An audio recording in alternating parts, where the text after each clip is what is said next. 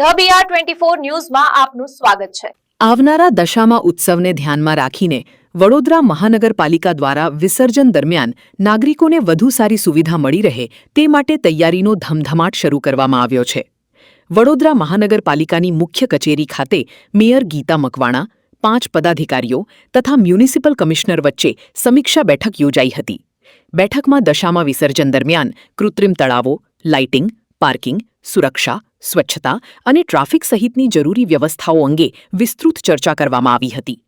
Mayor Gita મકવાણાએ જણાવ્યું હતું કે ગત વર્ષની સરખામણીએ આ વર્ષે કૃત્રિમ તળાવોની સંખ્યા વધારવા પર ખાસ ભાર મૂકવામાં આવી રહ્યો છે, જેથી શહેરના વિવિધ વિસ્તારોના નાગરિકો સરળતાથી અને સુવિધાજનક રીતે મૂર્તિ વિસર્જન કરી શકે। તેમણે વધુમાં જણાવ્યું હતું કે આગામી દિવસોમાં કોર્પોરેટરો તેમજ વિસ્તારના નાગરિકો સાથે ચર્ચા વિચારણા કરીને કૃત્રિમ તળાવોની સંખ્યા અને સ્થળો અંગે અંતિમ નિર્ણય લેવામાં આવશે। મહાનગરપાલિકા દ્વારા દશામા ઉત્સવ દરમિયાન તમામ જરૂરી સુવિધાઓ ઉપલબ્ધ કરાવી ભક્તો સુરક્ષિત અને સુવ્યવસ્થિત રીતે વિસર્જન કરી શકે તે માટે આયોજન હાથ ધરવામાં આવ્યું છે। આજે વડોદરા મહાનગરપાલિકા ખાતે એક બેઠક અમે કરી હતી। 5 પદાધિકારીઓ મેં સાથે બેન અને કમિશનરશ્રીને પણ બોલાવ્યા હતા।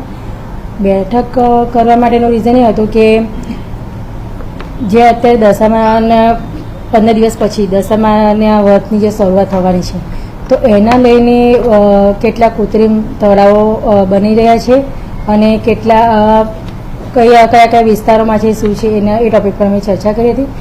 પ્લસ કે વડોદરાની પબ્લિકને તકલીફ ના પડે અને વિસર્જન માટે કંઈ દૂર જવું ના પડે તો કયા વિસ્તારમાં નજીકમાં કઈ જગ્યાએ થવા જોઈએ। પહેલાં ગયા વર્ષે કંઈક 6 હતા, તો અત્યારે 8+1 કરવાની મેં વાત પણ કરી છે। એ છતાં પણ અમે વોર્ડ વાઇઝ જે કાઉન્સિલરની ગુરુવારે મિટિંગ થશે તો કાઉન્સિલરનો પણ એ લોકોનું મંતવ્ય બી અમે જાણીશું કે એકચ્યુઅલી પબ્લિકને શું કઈ તકલીફ પડી રહી છે, વિસર્જનમાં કોઈ તકલીફ તો છે કે નથી એ પણ જાણવાનો મેં ચર્ચાનો વિષય મૂક્યો છે, જે ગુરુવારે અમારે થશે અને એ લોકોના થ્રુથી પણ અમે જાણવાની કોશિશ કરીશું કે અમે નવું શું કરી શકાય છે એમાં।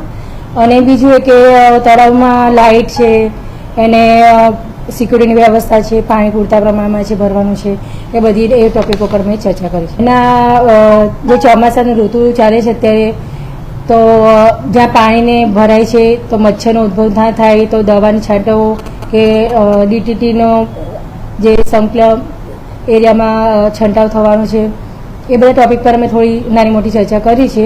અને આજે લગભગ રિવ્યુ બેઠક એ લોકોને હતી કમિશનર લોકોની, તો ત્યાંથી પણ અધિકારીનો ઓર્ડર સૂચનો મળી ગયા છે અને અહીંથી પણ અમે એ લોકોને સૂચન આપી।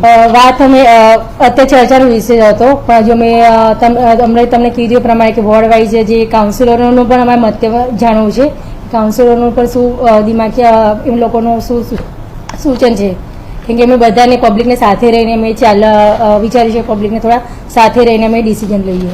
નંબર 16માં તળાવ એ હમણાં જ વિજયભાઈ 16 નંબરમાં છે, એટલે અમે એમની પાસે જોડે જાણ્યું છે, પણ એ અત્યારે કમિશનર સાથે વાત કરી છે, પણ અમે આગળ શું કરી શકીએ છીએ જો અમે કંઈ ડિસિઝન નથી લીધું, પણ અમે ચર્ચાનો વિષય તો મૂક્યો છે કે એને હવે તળાવ ઓપન કરવું છે કે શું કરવું છે।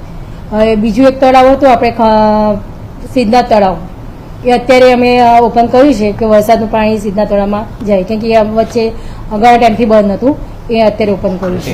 એટલે ચર્ચા વડોદરા શહેરમાં કેટલા તળાવ છે અને કેટલા બંધ છે એની અમે ચર્ચા કરી, એનો સર્વે અત્યારે કર્યો છે।